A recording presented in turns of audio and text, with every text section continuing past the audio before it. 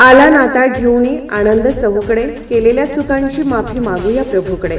मनात धरूया आशा, सर्व सुखी राहू दे. ख्रिसमस नाताळ निमित्त सर्व ख्रिस्ती बांधवांना हार्दिक शुभेच्छा. शुभेच्छुक माननीय प्रकाशराव आबिटकर, पालकमंत्री तथा आरोग्य आणि कुटुंब कल्याण मंत्री, महाराष्ट्र राज्य.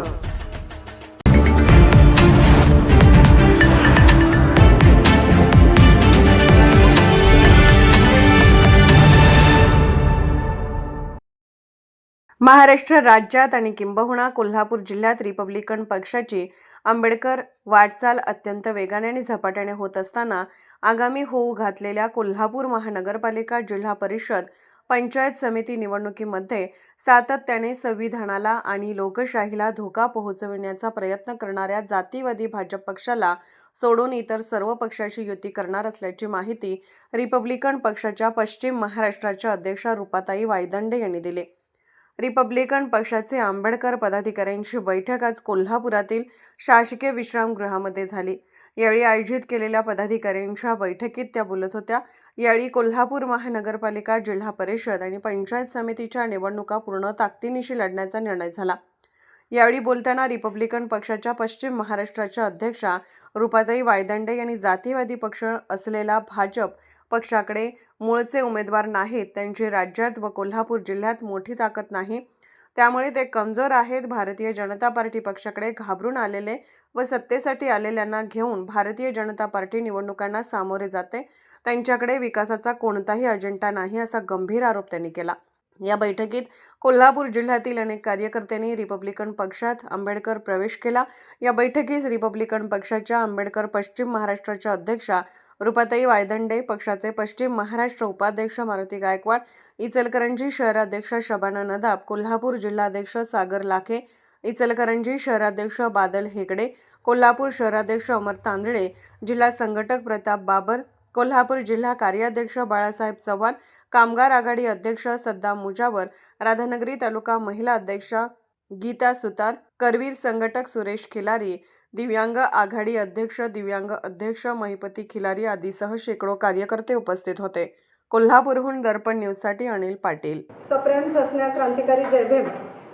Republican Party of India Ambedkar या पक्षाची कोल्हापूर जिल्ह्याची बैठक पक्षाचे राष्ट्रीय अध्यक्ष आदरणीय दीपक भाऊ निकाळजे, राष्ट्रीय महासरचिटणीस आदरणीय मोहनलाल पाटील सर यांच्या आदेशानं आज कोल्हापूर जिल्हा शासकीय विश्रामगृह येथे मोठ्या उत्साहात आणि कार्यकर्त्यांच्या उपस्थितीत पार पडत आहे.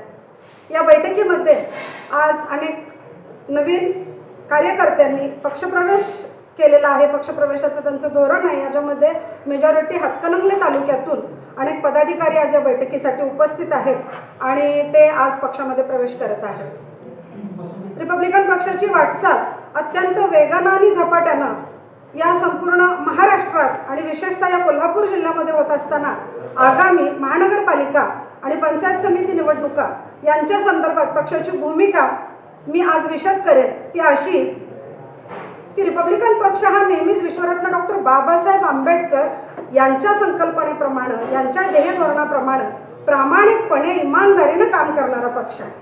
रिपब्लिकन पक्ष बाबासाहेबांच्या विचारांशी अतिशय इमाने इतबारे आज या पक्षाची वाटचाल आणि पक्षाचं ध्येय धोरण अनेक जिल्ह्यांमध्ये राबवत आहे.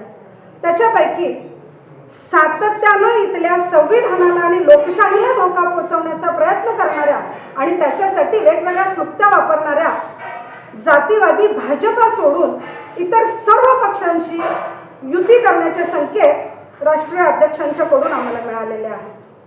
भाजपाला हरवण्यासाठी आणि धर्मनिरपेक्ष समाजवाद टिकण्यासाठी जे शब्द आज या राज्यघटनेमधूनच वजा करा असे काही जण वल्गना करत आहेत, तर त्याच्या अगेन्स्टचा नारा म्हणून इथली भारतीय लोकशाही, इथलं भारतीय संविधान टिकवण्यासाठी, म्हणूनच या भाजपाला हरवण्यासाठी आज रिपब्लिकन पक्ष इतर सर्व पक्षांच्या सोबत युती करून असेल, जिथं सन्मानजनक वागणूक मिळेल आणि जो उमेदवार पक्षाशी प्रामाणिक राहून विकासाचा अजेंडा राबवेल त्याच्यासोबत आज Republican Party of India Ambedkar करणार आहे.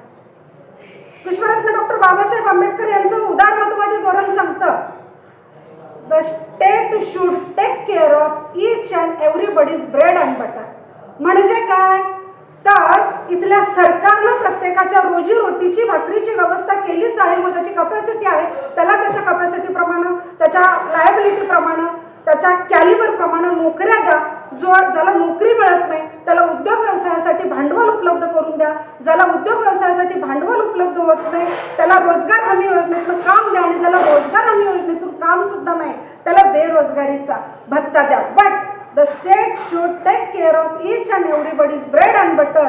इथं काय केलंय तर लाडक्या बहिणींच्या नावाखाली हा जो काही शिधा म्हणा किंवा काही रक्कम म्हणा टाकली जाते, याच्यावरून मी आज या समाजाला सांगू इच्छिते, याच्यावर चर्चा होत नाही, पण कॅलिबर संपवण्याचा हा प्रयत्न निश्चितपणानं चालू आहे. आज स्किल्ड पर्सन कामासाठी मिळत नाहीये आणि तुम्ही तुमच्या बँकमॅनेज मध्ये दिला असतं सत्ताधाऱ्यांना तर गोष्ट वेगळी हो.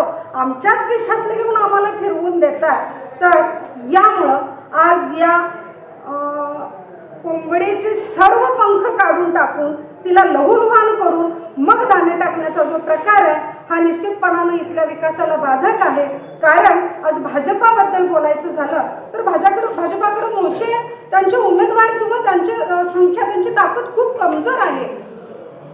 घाबरून त्यांच्याकडे आलेले किंवा सत्तेसाठी आलेले यांना घेऊन भाजपा या निवडणुकांना सामोरं जात आहे. त्यामुळे विकासाचा कोणताही अजेंडा नाही.